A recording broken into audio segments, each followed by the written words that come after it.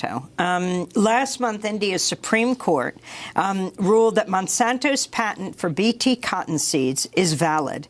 You've questioned if a seed is an invention and can be patented. Talk about what Bt cotton is and why this matters. Amy, I was in the Supreme Court. I'm an intervener in that case. And Monsanto does not have a patent on Bt cotton. And the Supreme Court did not give it a patent on Bt cotton. The only way it could have done it is by striking down India's law, Article 3J of our patent law. And I had a role with our parliament to shape the amendments after the WTO TRIPS forced us to amend our laws. 3J says plants, animals and seeds are not human inventions. Therefore, they are not patentable because a patent is only granted for that which is invented. So what is the Bt cotton? There are only two kinds of GMO seeds that account for most genetically engineered crops around the world. One is a family of crops called Bt crops, like Bt cotton. What does Bt stand for? Bacillus thuringiensis, a soil organism which produces an endotoxin which becomes a poison only in the gut of the caterpillar family. But in the plant, it's a ready-made toxin with a very broad spectrum of harm. And it's supposed to be a pesticide-producing plant. In fact, in the United States, it was approved as a pesticide. As a pesticide-producing plant, every cell of the plant is releasing a toxin at very high levels. It's supposed to control the bollworm pest. The bollworm has become resistant, which is in the nature of evolution. Life evolves to overcome threats.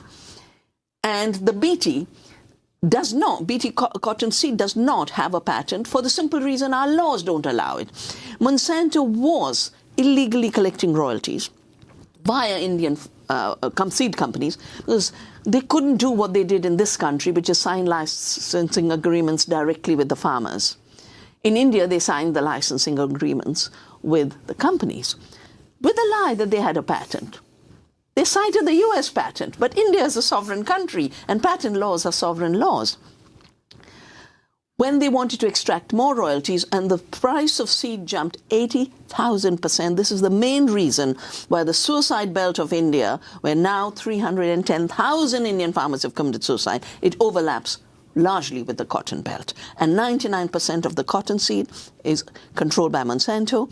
We have an antitrust case in the Indian Competition Commission saying 99% seed is a prima facie monopoly. 80,000% jump in seed, and it doesn't work to control the pests. Farmers got into debt. That's the driver for farmers' suicide. When the Indian companies said, we can't keep paying, our farmers are dying, we can't extract more royalties, Monsanto sued them using patent law, infringement. That's when I was involved. I was called to intervene in the High Court, and then I intervened in the Supreme Court. The attempt of Monsanto was to knock down India's law. They failed. It's the control over media, and that's why it's so important to have democracy now, Amy, because the media is so totally in the hands of the poison cartel. They lied about what happened in the Supreme Court that day. They lost. No, the Supreme Court said, you go back to trial. It's between two of you. It's not an issue of us knocking down the law. They wanted to declare the genetically engineered Bt as a chemical for which they wanted a product patent, which means wherever it would have existed, no matter where, it would have been their property, and the existence of Bt in the seed would have been an infringement of their patent. They totally lost with their agenda. And the only way Monsanto has functioned anywhere in the world, whether it be Brazil or Argentina or in their attempt in India, is illegally. They are not just trying to shape law when they don't get their way. They changed the WTO system by saying, we are the patient, diagnostician, physician, all in one. We have to prevent farmers from saving seeds. That's what shaped my life. That's why for 31 years I've been saving seeds and started Navdani. And I want to gift you, Amy, our love for the seed, because when the suicides in the cotton belt started, till then I was saving crop seeds, food crop seeds. I went down and said, I'm going to start a cotton seed bank. It took a long time. We retrieved native cottons. We multiplied it. Farmers grow organic cotton. In the villages where the farmers are growing organic cotton, BT cotton has come down 60%. And then we work with the Gandhi Ashram. It's 150 years of Gandhi's birth anniversary, and non-violence was his dedication. This is a non-violent scarf, hand-spun, hand-woven, hand-printed, with indigo, which was also at one time. Indigo. Indigo. The dye. Dye.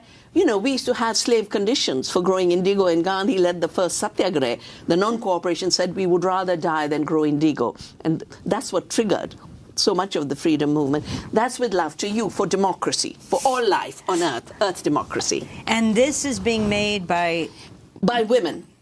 In central India, the central India is called Vidarbha. It is the place where Gandhi moved to create his final ashram, to create a totally democratic society. And for him, democracy began with economic democracy. You've got to produce what you need. That's why he pulled out the spinning wheel. And for me, the seed is today's spinning wheel. Talk about Bayer. Well, Bayer, everyone thinks they began starting with aspirin. They began for Hitler's Germany, making Xylon B, the gas that was used to kill millions in the concentration camps. They were part of RG Farben. RG Farben was the cartel that was tried at Nuremberg. One of Bayer's inventions is heroin. Heroin. And it was called heroin because it made you feel like a hero.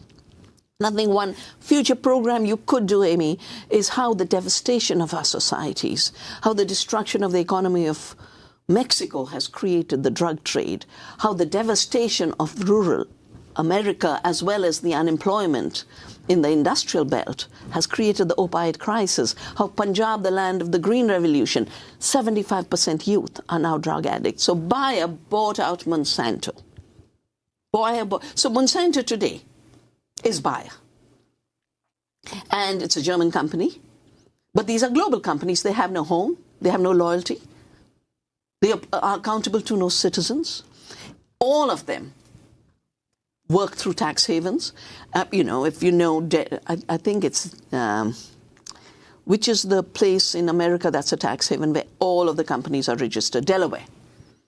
Including Monsanto. So Monsanto was bought out by Bayer for the simple reason that they wanted to erase the name of Monsanto, which has become such a dirty name. But when I did this book, Oneness versus the 1%, I wanted to really figure out, you know, what are the stocks, what are the ownerships. That's when I realized that the majority stocks in all the corporations that rule our world are owned by the investment funds, which is where the billionaires stock their money. The biggest, BlackRock, the second biggest, Vanguard, they were nothing till the 2008 Wall Street disaster. Last year, BlackRock was $6 trillion. $6 trillion. They lost 30%. With one case of Monsanto's Roundup Ready causing cancer, it's a Californian case of Dwayne Johnson, and the jury ruled that Roundup Ready is the pesticide. Roundup is the herbicide that kills everything, but it has been known by the World Health Organization to be a carcinogen. Monsanto attacked the World Health Organization like they attack me, like they attack anybody who speaks the truth and does good science. But a Californian jury has ruled. And the day the ruling came, Bayer lost 35%. So when people feel, oh, these guys are too powerful, I'd say they're just three. We are 300 million species. We're 7 billion people. We are more. And secondly, they are a bubble that has exploded with fictions of financial multiplication, with rent collections. Basically, Monsanto and Bayer are nothing but rent collectors. They are the lifelords of today, like feudalism had the landlords. They do no work. They do nothing. They don't breed seed. They make poison and they collect rents. I think we need a better world in terms of how we grow our food.